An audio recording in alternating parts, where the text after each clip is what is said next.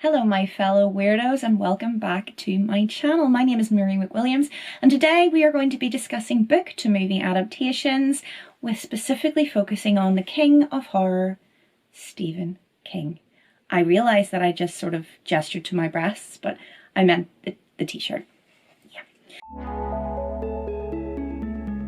So when it comes to book to movie adaptations in general, there seems to be two main camps of people. You have the purists who believe that the original text, the source material, is sacred and should not be changed or altered in any way. And then you have people on this side who don't mind if characters are added or removed as long as the original text is respected. And I would fall probably more into the latter. But the reason I wanted to talk specifically about Stephen King is because his books, well, first of all, he's prolific. He has written so many books, so many of which are absolutely amazing. And they are always getting made into films and TV specials. Lately, there has been a huge resurgence with remakes of Pet Semetary and It and new ones like Gerald Game. So he's a perfect example to go for because there's so many adaptations, but also because he's a perfect example of things that work great in a book, but not necessarily on screen. So to illustrate that today, we're going to talk about three main examples. Number one, we have Pet Semetary. Now, this book, if you haven't read it, please, dear God, pick it up. It is brilliant. It follows the Creed family when they move to rural Maine and discover a kind of creepy little pet cemetery in their background where the local kids bury their dead animals. Yeah, weird enough as it is, except it gets weirder because that's only a little opening that leads to the bigger cemetery at the back where if you bury things, they come back to life, except not really themselves. They're different, changed, wrong, evil. You can see where this is going. When one of the Creed's children dies tragically in a car accident, the father of the family buries him, brings him back from the dead, and all hell breaks loose. Yeah. There's a lesson there, people. So, in the book, it's the Creed's youngest child, Gage, who is tragically killed. He is an adorable toddler, and whilst that works really well in the book, it is super creepy. Trust me, please read it. On screen, not so much, because toddlers aren't scary. Now, I have a toddler before we get into this, and yes, she can be terrifying, but not in the horror movie kind of way, just in a general why kind of way. So, in the 1989 movie, if we look at that particular adaptation, they stuck very firmly to the book and they made Gage the one to die and come back to life. Now, first of all, they cast the cutest child in history. So no matter how much he grimaced or how much pallid, pasty makeup they put on him, in his little scalpel and his little chubby hand, I mean, he just looked really cute. I know he was killing people and stuff, but it was adorable. So yeah, not working so much. In the latest adaptation, they make the smart move and have the eldest child, Ellie, be the one to die. Now, toddlers, not really that scary. Children can be creepy as hell, and she proves that perfectly. With an older child, you can definitely get better, I don't want to say acting, you can get better acting. Plus, they don't look quite so adorable when they're wielding a little scalpel. Whilst that is a massive change from the book, I think it genuinely works. And it's a perfect example of something that, in a book, creepy, great, on screen, not so much. And it's what really ruined the 1989 version for me. I mean, I know that's not the best film in general, but oh my God, cutest murderer ever. Seriously. The newest movie also made the smart move of actually paying homage to the book and the original 1989 adaptation by having Gage, the toddler, running towards the road. You think that moment's happening, it's coming, only for Ellie, the eldest child to die further up, which I really love, that little nod. And that is something that we need to talk about when we're talking about book to movie adaptations, because it's important that whoever is doing the adapting knows the text and respects it, okay? You can make changes if they're appropriate for screen, but don't crap all over it. That's the general overall message of the video. Next, we're going to talk about Needful Things. Now, this book, fantastic read, takes place in the small rural town of Castle Rock, where Leland Gaunt, a creepy kind of Vince Price type gentleman, has just moved in and opened a shop where people can buy things that they have always wanted, but at what cost? See, Leland he's not who he seems. And when people make these deals, instead of paying in cash, they pay in favours, playing little jokes, practical jokes on their neighbours. They seem harmless enough, but obviously that leads to utter chaos and all hell literally breaks loose. So the movie adaptation starring Ed Harris, I have to say, I actually really enjoyed. It's aged really well, and the changes they made from the book to the movie were entirely necessary, and here's why. First of all, we have a child killing themselves in the book. Really works well in the book because you see his entire thought process, you see his little brother's thought process, his witnessing it, his mother's sort of absorption with the item that she bought from Leland Gaunt's shop, and it all culminates to make this incredibly poignant, really heart-wrenching part of the book. And as a mum, it really affected me. On screen, when you're taking a book that's a big ass book and trying to make it into an hour and 20-minute movie, you don't have the time to really finesse that, and you're just going to end up with some kid killing themselves early on screen. It'll just not work. It'll seem unnecessary, over the top, and it won't contribute to the movie's overall themes. It was a smart move, therefore, when they adapted it, to have the kid in question try to kill himself but be stopped. I think that really, really helped me from that adaptation sense, because without all of that background that's in the book, which would take far too much movie time up, I genuinely think it just would have been kind of shock for shock's sake. Polly Chambers, our love interest of our main character, Sheriff Pangborn, she has crippling arthritis and buys a necklace from Leland that takes away her pain. Happy days, except that there's something alive inside it that is growing and feeding off her pain. In the book, again, this culminates to a really cool sequence where she smashes the necklace and this creature comes out and it gets bigger and bigger and bigger and becomes a giant spider. Side note, I do think Stephen King has a big thing about spiders. There are a lot of spiders. I mean, it and stuff. Anyway.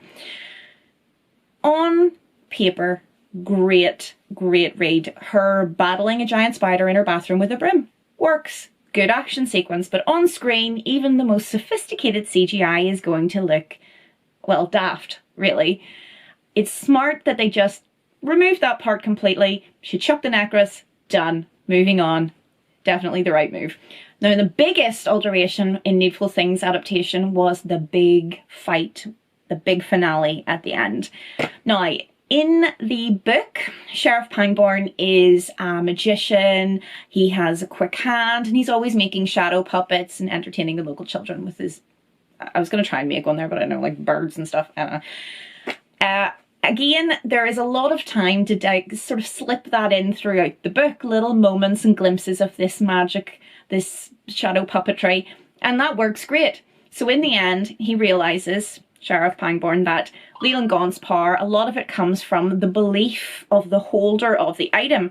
If they believe in the item, if they believe it has these powers, that is how it kind of gets to him. It's to do with our own selfishness, our own internal self-centered sort of guttural wants that aren't necessarily the things that we need, and allowing those temptations to take us over. He therefore uses the shadow puppets with a car headlight to literally attack Leland Gaunt. So you have the devil fighting shadow birds.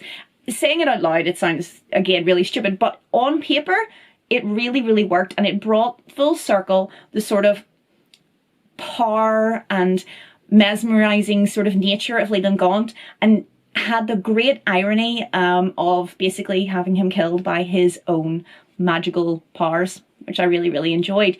On screen, a man cowering from a shadow. Yeah, it's not going to work. It isn't going to be scary. It's just going to be laughable. So they made the smart decision of having the townsfolk confront and banish Leland instead, and I think that worked really well. And finally, with our example number 3, we couldn't get away without talking about It, the most recent cinematic adaptation of a Stephen King novel, which I think they did a really great job of. So It, if you aren't familiar, is about the small town of Derry, which has an unusually high rate of disappearances and murders, particularly amongst children. Turns out, spoiler alert, There's a psychotic clown roaming through the sewers who kidnaps and eats children, feeding on their fear. Yeah, is really terrifying. Definitely read it. Okay, so before we get into this bit, I am not mentioning the whole child orgy bit. We're just going to leave that there because whether on screen or on a book, it's just weird. Okay, so one of the main differences between the book and the new adaptation is that the timeline. In the book, the children's childhood part takes place in 1957, 1958, and then culminates later in 1989. Our new adaptation that's just come out starts in 1989 and then ends up here. What that has a wonderful thing of doing is grounding it in reality for the audience and making it more relatable. By making it the 80s, kids like, well, okay, I was only born in the 80s, so no, I'm not that old. But the generation before me remember that era, and there's a real 80s nostalgia going on right now with Stranger Things and things like that out, so they played off that beautifully, and it meant that the new sequence being in modern day meant that anyone, including myself and younger, would be able to relate to what was going on.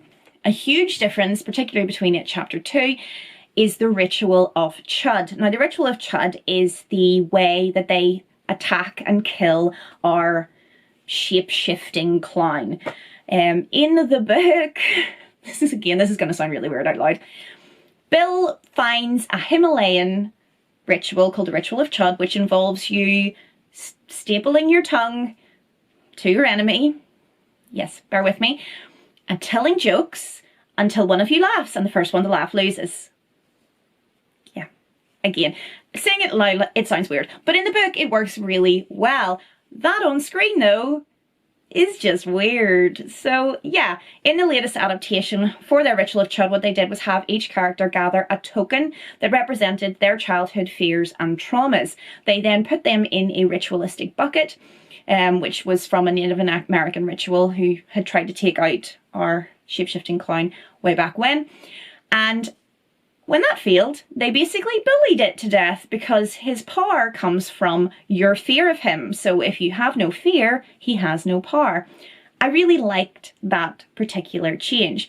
First of all, the gathering of the tokens, although kind of superfluous in the end, it really did bring the whole thing to a conclusion for each of the characters and allowed them to face and move on from their past childhood traumas and fears.